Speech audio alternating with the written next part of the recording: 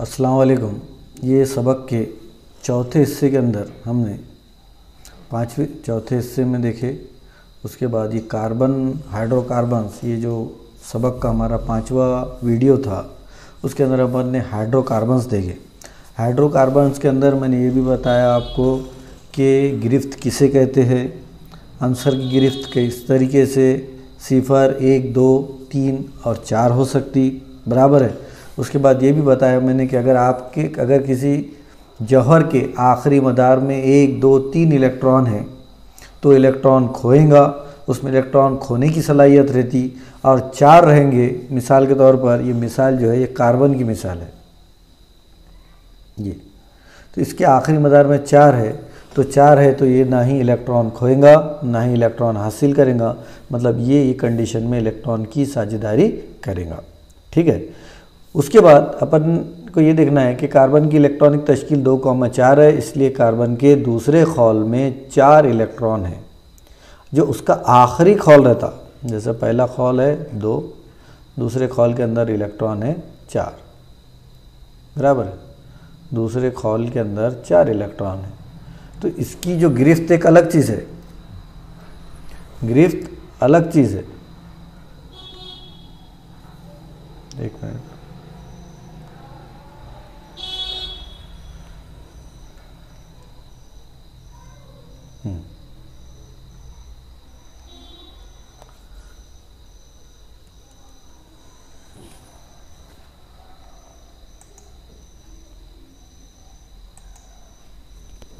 ये देखो, ये गिरफ्त अलग चीज़ है।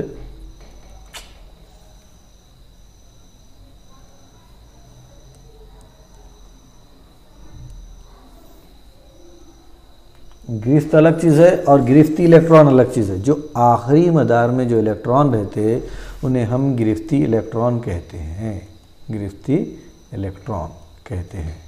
मिसाल के तौर पर कार्बन के आखिरी मदार में 4 इलेक्ट्रॉन है, इसलिए कार्बन की गिरफ्त 4 है।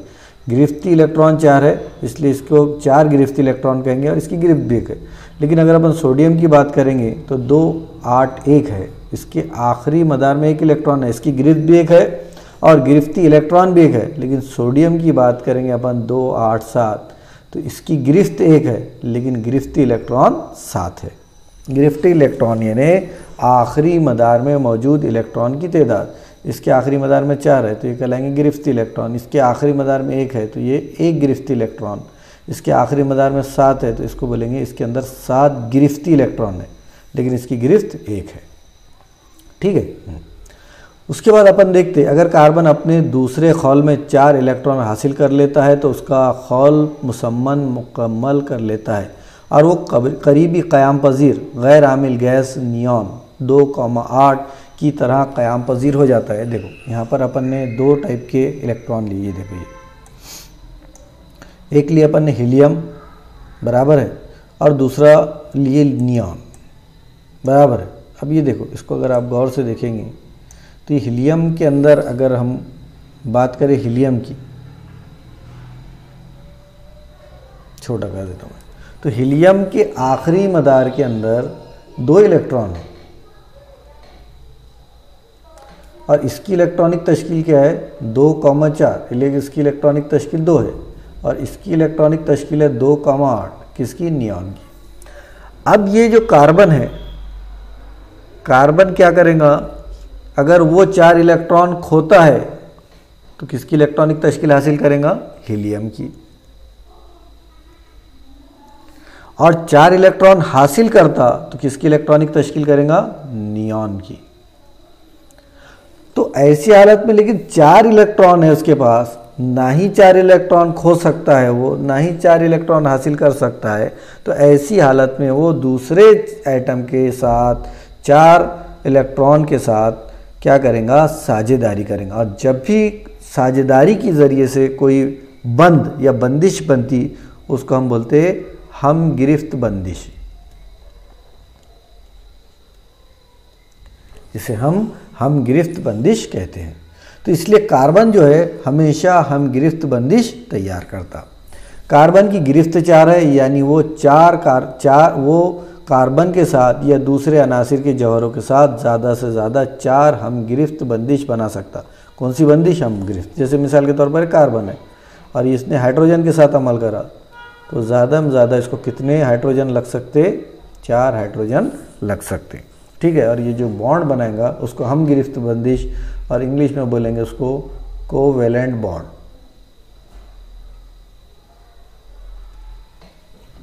ठीक है। उसके बाद ये मीथेन है, CH4 जो है, ये जो स्ट्रक्चर फार्मूला बताया मैंने, इसका नाम है CH4, जिसको अपन लिखते टाइम मीथेन लिखते, ANE मीथेन। ये देखो इसका स्ट्रक्चर बताया हुआ है, 4 हम गिरफ्त बंदी से CH CH CH CH है ना। ये इसका ये साझेदारी करा, एक इलेक्ट्रॉन कार्बन का, एक इलेक्ट्रॉन हाइड्रोजन का। अब इसका जो पहला मदार है यहाँ, इसके अंदर 2 इलेक्ट्रॉन है कार्बन के, इसका मसला नहीं है। अब बाहर में उसको 8 इलेक्ट्रॉन होना था, तो उसने क्या करा? हाइड्रोजन के साथ पार्टनरशिप करा, एक हाइड्रोजन का एक इसका, तो ये बॉन्ड बनाया। 2 इलेक्ट्रॉन के दरमियान जो कुव्वत कशिश रहती है उसको अपन बोलते हैं बंध। तो ये दोनों ने एक बॉन्ड बनाया, ये दोनों ने एक बॉन्ड बनाया, ये दोनों ने एक बॉन्ड बनाया, ये दोनों ने, और ये बॉन्ड इस तरीके से नजर आएंगे हमको। तो ये है मीथेन का साख्ती ज़ाब्ता और इलेक्ट्रॉन डॉट खाता। इसको IMP लगा, एग्ज़ाम में अक्सर ये पूछता है कि मीथेन का साख्ती ज़ाब्ता लिखिए और इलेक्ट्रॉन डॉट खाका बताइए। तो इलेक्ट्रॉन डॉट खाता इसको अपन इस तरीके से भी बता सकते थे कि ये हाइड्रोजन है, हाइड्रोजन के लिए डॉट, कार्बन के लिए ये, उसके बाद इसमें कार्बन के लिए, और ये हो गया हाइड्रोजन के लिए, यहाँ पर भी हाइड्रोजन डॉट, ये इस तरीके से इसको बोलते हैं अपन डॉट क्रॉस खाता है ना। हम गिरफ्त वाले मुरक्कबात का नुक्ता पिघलाव और नुक्ता उबाल कम होता है, यानी इससे ये पता चला कि ये बंदिश जो है ज़्यादा ताकतवर नहीं रहती, इसलिए आसानी से टूट जाती है ना, इसलिए इसका नुक्ता पिघलाव और नुक्ता उबाल कम होता है। आमतौर पानी में गैर हलपजीर और नामियाती मुहल्लिल में हलपजीर होते हैं। हरारत और बर्फ के नाकिस मौसिल, पूरी तरीके से मौसिल नहीं होते, 100 नाकिस मतलब जो मुकम्मल नहीं है, नाकिस है, तो उसको बोलेंगे अपन नाकिस मौसिल होते हैं। इस तरीके से अपना ये जो पार्ट है हाइड्रोकार्बन्स का, ये देखिए अपन ने। अब आगे का पार्ट अपन शुरू करेंगे। अपन ने यहाँ पर हम गिरफ्त बंदिश भी देख लिए। अब इसमें देखो, ये भी मैंने आपको 5वें वीडियो के अंदर इस सबक के समझाया हूँ। उसके बाद देखो ये एक चीज़ है कि की कैपेसिटी 2 की है, दूसरा L है, L में P भी आता और S भी आता, बराबर है। उसकी कैपेसिटी 8 की है। तीसरा M है, 3S 3P 3D, बराबर है। इसकी कैपेसिटी 18 की है, इसके अंदर ज़्यादा से ज़्यादा 18 इलेक्ट्रॉन समा सकते। उसके बाद N में 4S 4P 4D 4F, इसमें ज़्यादा से ज़्यादा कितने इलेक्ट्रॉन समा सकते? 32 इलेक्ट्रॉन इसके अंदर ज़्यादा से ज़्यादा समा सकते। ठीक है। ये शेल और सब शेल का भी बताया हूँ मैंने। देखो अगर अब जैसा हाइड्रोजन है, पहला मदार कौन सा रहता हमारा? S। 1 रहेगा तो इसकी इलेक्ट्रॉनिक तश्कील ये बता रहा है कि इलेक्ट्रॉन की स्पिन, ये अगर एक क्लॉकवाइज रहेगा, 2 रहेंगे तो एक की स्पिन क्लॉकवाइज रहेंगी तो दूसरे की एंटी क्लॉकवाइज, बराबर है। तो अगर 2 इलेक्ट्रॉन है वो एक ही S टाइप के शेल में है तो एक क्लॉकवाइज की डायरेक्शन में मूव करेगा, एक एंटी क्लॉकवाइज की। यहाँ देखो लिथियम में पहले 2 है, तो पहले इसमें 2 है मतलब एक क्लॉकवाइज एक एंटी क्लॉकवाइज, फिर दूसरे मदार में इसमें आएंगे क्लॉकवाइज, फिर आ गया एक क्लॉकवाइज एंटी क्लॉकवाइज, फिर देखो यहाँ P पहला दूसरा तीसरा है देखो, फिर उसके बाद क्लॉकवाइज के पास जाएगा तो एक एंटी क्लॉकवाइज। इस तरीके से इनका मदार के अंदर, ज़िमनी मदारों के अंदर एडिशन होना शुरू होता। उसके बाद का पार्ट है सबसे इम्पॉर्टेंट पार्ट, जौहर। कार्बन के जौहरों में गैर मामूली खासियत होती है। कार्बन के जौहर आपस में एक दूसरे से और दीगर जौहरों के साथ जुड़कर जंजीर बनाते हैं, चैन बनाते। जिन हाइड्रोकार्बन्स में कार्बन के दरमियान इकहरी बंदिश, देखो इसके अंदर क्या होता, कार्बन के अंदर सिंगल बॉन्ड भी आ सकता है, डबल बॉन्ड भी आ सकता है, क्योंकि कार्बन की गिरफ्त 4 है। अगर कार्बन के अंदर इकहरी बंदिश है, कार्बन के अंदर डबल बॉन्ड भी हो सकता, ट्रिपल बॉन्ड भी हो सकता और 4 बॉन्ड भी हो सकते। अगर इकहरी बंदिश रही, केरी बंदिश रहित, तो इसको बोलेंगे अपन सैचुरेटेड और इसको बोलेंगे अपन सैरशुदा। क्या कहेंगे इसे? सैचुरेटेड, और उर्दू में बोलेंगे इसे सैरशुदा हाइड्रोकार्बन। बराबर। अब जहाँ दो कार्बन कार्बन के दरमियान डबल बॉन्ड ट्रिपल बॉन्ड आ गया, या 4 बॉन्ड पकड़ो, 4 बॉन्ड तो आमतौर पर नहीं होते, ट्रिपल ही बॉन्ड पकड़ो कि कार्बन कार्बन के दरमियान अगर ट्रिपल बॉन्ड रहता, ऐसी हालत में इसको ये दोनों के दोनों ये कहलाते अनसैचुरेटेड। क्या कहलाते? अनसैचुरेटेड, मतलब गैर सैरशुदा, अनसैचुरेटेड। उर्दू में बोलेंगे अपन गैर सैरशुदा। ये सैरशुदा मतलब सुकून से है, ये अनसैचुरेटेड गैर सैरशुदा मतलब जब भी इसका किसी भी तामुल के साथ, किसी के भी साथ इसका रिएक्शन हुआ तो सबसे पहले ये जो दूसरा बॉन्ड है इसका वो टूटेगा, ये दोनों बॉन्ड टूटेंगे। जैसे ही इसके साथ बना था तो अपन लिखते, जैसा ट्वाइस के साथ बना है इसने, तो अपन लिखते CH2 सिंगल बॉन्ड CH2। अब डबल है, 4 हाइड्रोजन है, बराबर है, 4 हाइड्रोजन होने की वजह से अपन यहाँ लिखेंगे, जिसको और कम कर दो, यहाँ लिखेंगे CH3 आ गया सिंगल बॉन्ड। और इसको बता दे रहे हैं इस तरीके से, ऐसा बताएंगे, इस पर आ गया 3 हाइड्रोजन, इस पर आ गया 3 हाइड्रोजन, बराबर। कितने? 1 2 3, 1 2 3, 3 और 3 6। यहाँ पर अपने को 3 CH2 लिखना पड़ता, 2 CH2 नहीं लिखेंगे अपन, यहाँ लिखेंगे 3H2, 3 दूनी 6 हाइड्रोजन, क्योंकि 6 हाइड्रोजन आए यहाँ, इसलिए लिखेंगे अपन इस तरीके से। ठीक है, यहाँ पर ये चीज़ समझना है। देखो मैं आपको ये पूरा क्लियर करके बताता हूँ, इसको दोबारा से देखो। ये जैसे मिसाल के तौर पर ये एक बॉन्ड लिखे मैंने, ये देखो यहाँ सिंगल सी के दरमियान मिसाल के तौर पर सिंगल बॉन्ड है, तो यहाँ पर ऑलरेडी इसके साथ कितने हाइड्रोजन है? 6। अब यहाँ पर डबल बॉन्ड है, इसकी गिरफ्त कितनी हुई? 2, मतलब इसको 2 हाइड्रोजन ऑलरेडी अटैच है। अब इसका अगर तामुल होता भी है किससे? हाइड्रोजन के साथ, H2 के साथ, तब क्या होगा?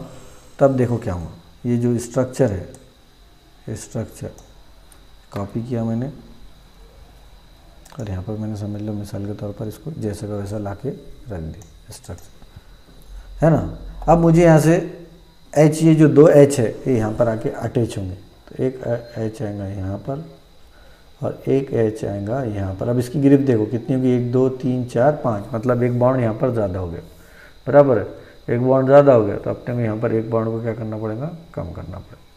तो इस तरीके से जब भी कीमियाई तामुल होता तो ये जो बॉन्ड है ये टूटता, फिर हमको जो मिलता वो मिलता CH3 सिंगल बॉन्ड CH3, इस तरीके से।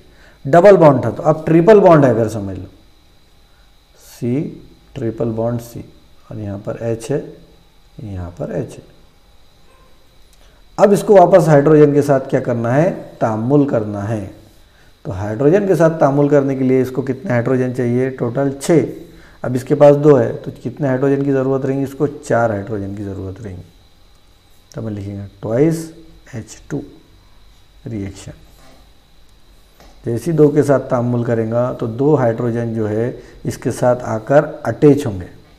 ये पहले लिख लो, C एक हाइड्रोजन था इनके पास, यहाँ पर भी एक हाइड्रोजन था। अब ये 2 और 2 4 हाइड्रोजन आए, तो ये जो 4 हाइड्रोजन यहाँ अटैच हुए, एक को इधर लगा, एक को इधर लगा, ये है 2 हाइड्रोजन इधर ऐड हुए और 2 हाइड्रोजन इधर ऐड हुए।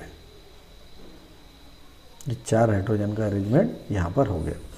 इस तरीके से यहाँ क्या हुआ? 2 बॉन्ड टूटे, ये दोनों के दोनों बॉन्ड क्या हो गए? फिर टूट गए हाइड्रोजन के आने से। तो ये पहले अनसैचुरेटेड थे, अब यहाँ पर हाइड्रोजन के साथ तामुल होने के बाद क्या बन गए? सैचुरेटेड बन गए। हाँ, इस तरीके से। उसके बाद देखो यहाँ पर हमको समझना है ये पार्ट कि जिन हाइड्रोकार्बन्स में कार्बन कार्बन में गहरी बंदिश होती है उन्हें सैरशुदा, उन्हें हम सैरशुदा हाइड्रोकार्बन, इंग्लिश में बोलेंगे उसको सैचुरेटेड कार्बन्स कहते हैं। मसलन इथेन, प्रोपेन, है ना, ये नाम बताया उसने।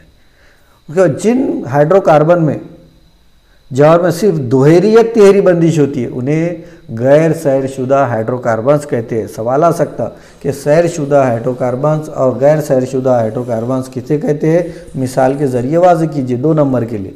तो सैरशुदा की ये तारीफ लिखना पड़ेगा और कोई 2 मिसाल लिखना पड़ेगा। गैर सैरशुदा की मतलब जिनमें दोहरी या तिहरी बंदिश होती है उन्हें गैर सैरशुदा हाइड्रोकार्बन्स कहते हैं। उसमें मिथेन, इथेन, इथाइन, प्रोपीन, है ना, प्रोपाइन, इस तरीके के नाम लिखना पड़ेगा। कार्बन के जौहर से दूसरे जौहरों के साथ बनने वाली बंदिशें मजबूत और क़याम पजीर होती है।